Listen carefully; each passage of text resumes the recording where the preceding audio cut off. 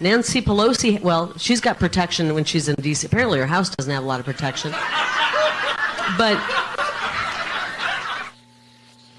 big laugh line for her. So play that tape again. You can see the moderator of the event on the left side of your screen. It looks like he's laughing so hard he might fall over. Oh, it's just hilarious, fracturing his skull with a hammer. Once you hit someone in the head with a hammer, all of humanity is officially and forever excused from needing to learn about your thoughts and feelings.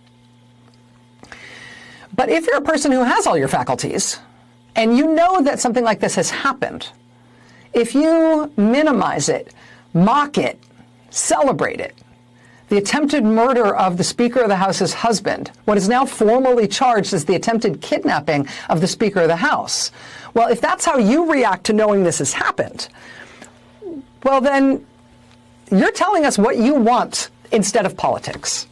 All right, guys, so once again, we got to talk about the mainstream liberal media having a fake outrage meltdown over the Paul Pelosi situation, a situation that is still ongoing. There's more questions than answers, but for whatever reason, they've already come to the conclusion that this guy must be a Trump supporter, right? He must be a MAGA supporter. And they are making this claim based off very, very, very weak evidence, basically no evidence. But that's not stopping them from making this claim and pushing this false political narrative, essentially smearing half of the country, right? That's what they're trying to do. So with that being said, Kari Lake made a joke about the Paul Pelosi situation and the fact that he mysteriously did not have security at his home. It wasn't present despite how rich he is. He's the husband of the Speaker of the House. He didn't have security at the home. And Kari Lake made a joke about this. I'll go on ahead and play the clip. it is not impossible to protect our kids at school.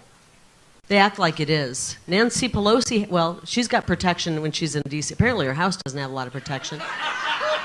But if our lawmakers have protection, if our lawmakers can have protection, if our politicians can have protection, if our athletes, then certainly the most important people in our lives, our children, should have protection. Yeah, so before I comment on Kari Lake's joke and what her joke actually means, what she's actually referring to here, I want to just go ahead and play the mainstream liberal media reaction, because unsurprisingly, they're going to extrapolate her joke to the extreme to try to convince their audience that somehow, some way, she's celebrating the attack on Paul Pelosi, or the alleged attack on Paul Pelosi, that she's encouraging more attacks on people like Paul Pelosi. I mean, MSNBC is going to melt down so much that they're going to bring on a Capitol officer who is going to call Kari Lake a piece of shit live on air over that, okay? And over the fact that she has opinions about the 2020 election that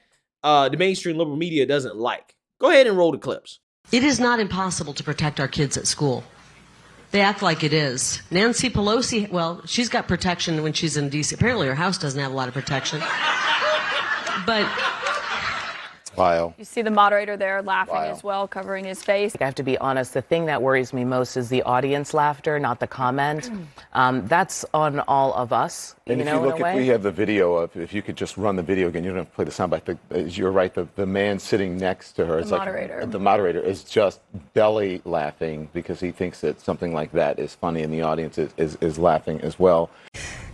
You have election deniers that are running for office. We have Kari Lake, who's, using in her closing message jokes about Nancy Pelosi's husband being attacked and getting a huge laugh from an audience that seems equally juiced up to be cruel. You have Ted Cruz on social media who's pushing conspiracy theories about Paul Pelosi and getting tens of thousands of laughs on the internet, all based on, all using this tragedy to get a moment out of it, a cruel moment. And, we talk about democracy being at stake. in these midterm elections? I don't think Kari Lake and Ted Cruz are going to come to anybody's home and threaten them. Their silence and their jokes are giving people a green light out there. A lot of crazy people who are following conspiracy theories online. It's almost like whack-a-mole for law enforcement and people who are trying to track this down, because it's hard to know who's following what conspiracy theory and what are they going to act on. And I have never been a member of Congress, never will be blissfully, but I've had lots of threats to my kids, to my family, my home address. And this is the kind of stuff that it's not, again, Ted Cruz is not coming to my house, thank God. But he is allowing and giving the green light for this to happen. My son died because of people like Kari Lake. It's a new ad put out by the Republican Accountability Project. It will air in the key battleground state of Arizona starting tomorrow, underscoring in this home stretch before next week's midterm election the dangerous consequences still today and tomorrow and the next day of the big lie, and drawing a direct link between those false claims of voter fraud and what we're seeing now more and more, political violence. We're back with Michael Fanone and Congressman Eric Swalwell. Michael, is that hard to watch? I know these are people we've come to admire and we've followed their stories, but these are your friends and colleagues. I mean, she's out there, I think, trying to do what all of us are trying to do here, which is bring accountability for January 6th. And, I also support the fact that Kari Lake's a piece of shit. So I'm glad she did that ad. And no one is going to say that you haven't put it all out on the line in the bluntest terms possible. Yeah, so Kiki haha, right? Kari Lake is a piece of shit, is what they say on national television, right? On MSNBC, they kiki and haha about it, okay? Totally not biased, right? Totally not biased. But again, this is a prime example of how the mainstream liberal media engages in fake outrage. Fake outrage based off lies, right? Based off lies and taking Kari Lake's joke totally out of context, because for the most part, Republicans have all condemned the attack against Paul Pelosi, okay? There's no Republican that's come out here and said that I support or condone the attack on Paul Pelosi. And furthermore, they're acting like Paul Pelosi is dead, okay? The man is not dead. He wasn't beat to death. He's alive as far as all the information that we have. And again, I pray that this is the case. He's going to be okay, okay? He's allegedly in the ICU. Again, I got questions about an 82-year-old man being struck directly in the head with a hammer, still being alive, and how that was allowed to happen when the police were there. But regardless, you're not allowed to ask those questions. He's still alive, and he's going to make a recovery. He's not dead. The media's acting like the man died. He didn't die. Now, in regards to Kari Lake's joke, she was not joking or making a joke about Paul Pelosi being hammered. She was not making a joke about that. Although there are plenty of jokes to make about Paul Pelosi being hammered, she wasn't making that joke. What she was actually joking about is this idea that Paul Pelosi does not have robust security, right, around him at all times, which again is a joke. That is something to laugh at, considering the fact that the man is worth hundreds of millions of dollars. He's the husband of the Speaker of the House. She is third in line to be president, guys. He is the husband of the person that is third in line to be president of the United States, and he had no security in his house, no cameras, allegedly, as far as we know, no personnel on site. Again, this is a very powerful guy, very rich guy, no security. He allowed a hippie, pothead, drug addict, nudist activist to break into the back of his house. Nothing, no security. Yeah, that is laughable. That is a laughable thing. That is something that the mainstream liberal media is trying to get us to believe about this attack. Okay, and also that he was a Trump supporter. Okay, this is what they want us to believe. Again, that is laughable. I mean, just listen to Tucker Carlson's coverage on this security issue and just more questions surrounding this attack in general. We tried last night to get to the bottom of the story around the attack on Paul Pelosi in San Francisco last Friday night. We couldn't, and we still can't. It's not gotten any clearer in the past 24 hours. Police in San Francisco, for reasons that are not clear and not defensible, are still refusing to release the body camera footage, which would answer most questions. And now there are more questions about why the Pelosi home was supposedly unguarded that night.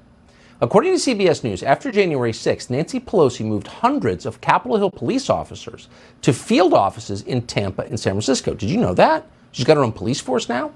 The point was to protect members of Congress, presumably from Donald Trump's QAnon army. So there was a field office of the Capitol Hill Police in San Francisco, according to this news account, and yet somehow there was no security at the Speaker of the House's home on Friday night? It doesn't make sense at all. You know what doesn't make sense either? Is the supposed blog of the man accused, David DePappy.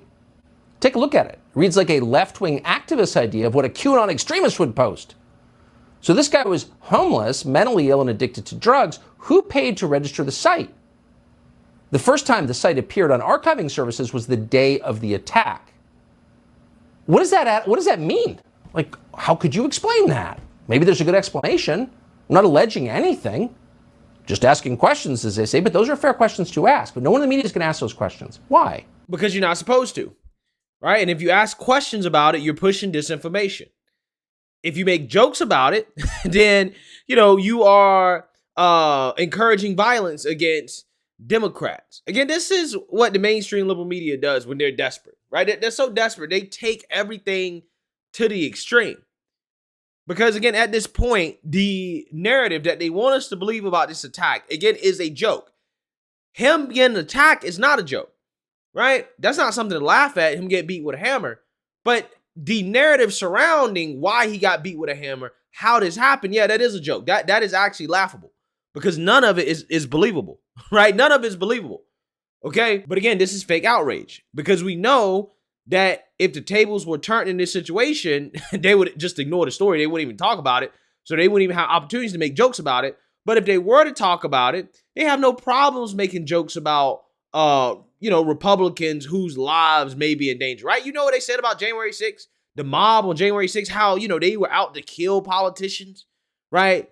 So again, these are the same people, the mainstream liberal media, who made jokes about Josh Hawley running away from a mob that the mainstream liberal media says was out to kill politicians. So they made fun of Josh Hawley running for his life. According to them, he was running for his life, okay? I want you guys to understand. I'm just using their own narrative. But I want you guys to look at how they treated Josh Hawley, who was, again, according to them, running from his life from a mob of killers on January 6th. Take a look. Okay, I'm sorry. But the January 6th committee should be ashamed of itself. They had no reason to show this. They just wanted to embarrass a senator of the United States. Just wanted to embarrass the man. Huh? Why?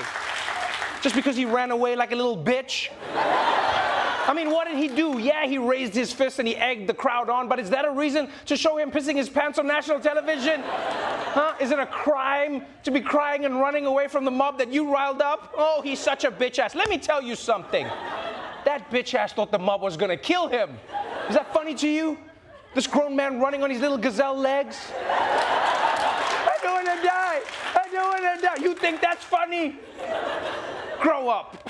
Maybe it's just because he was riling up the crowd beforehand, and then as soon as the crowd came in, he started running like a baby away. But it was pretty comical. The other thing that really jumps out now is what happens with Mike Pence.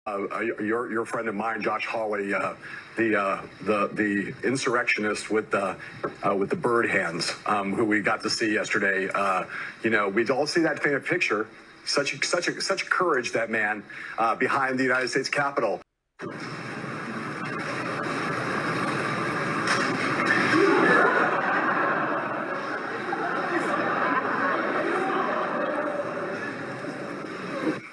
Yeah, that's not a good sign for a guy, John Heilman, who tried to play tough, again, holding up a fist when he has very delicate bone structure, like a bird, in fact, which is what you say, what you say. But he takes this tough man pose like all these guys do before they start telling you to tan your testicles to be bigger, man, and start. He did that while Capitol Cops. I'm just saying, that's what they do. Yeah, so I want you guys to understand, totally fine to make fun of Josh Hawley, who was, according to them, right, running for his life. Because there was a mob of people looking to kill politicians. So his life was legitimately in danger in a situation where you had an insurrection at the Capitol. Again, this is the left-wing liberal narrative, okay? This is what they're telling people. That's how dangerous the situation was. Only thing Josh Hawley did was essentially do what he's constitutionally allowed to do as a sitting senator of the United States. The same thing the Democrats have done in the past when they didn't like the outcome of the election, particularly under Trump and George Bush, right? Every election that they've lost since 2000, basically, they've contested it. But because of that, he deserves to be mocked and laughed at while he is allegedly, according to them, running for his life during the insurrection. A situation that AOC, Cori Bush, members of the squad, stood on the stands of Congress and boo-hoo cried tears over as if it was the worst event in their lives, right? They were traumatized, okay? Traumatized by this event. So you're laughing at Josh Hawley's trauma. Again, this is, according to their argument, this is using their logic. Again, we all know what they would be doing if the shoe was on the other foot. If this situation was reversed, okay, if this was Mitch McConnell's wife or Trump's wife, or if this happened to Trump or whatever, we all know they'd be laughing. We all know they'd be making jokes. We all know it. So again, I don't want to hear this fake outrage because she wasn't really joking about Paul Pelosi being hammered, right? She was really just joking about the fact that he allegedly didn't have any security there, okay? She's joking about the narrative that you guys, mainstream liberal media, wants us to believe about this attack and how it happened. That's what she's joking about. Paul Pelosi, thank God he's still alive. I'm glad he's still alive. And I hope he makes a recovery. But again, spare me the fake outrage. I don't want to hear it because, again, we all know how these people would be reacting if the shoe was on the other foot. Let me know what you guys think. Make sure you like, comment, and subscribe. Most importantly, share a Black conservative perspective. Peace.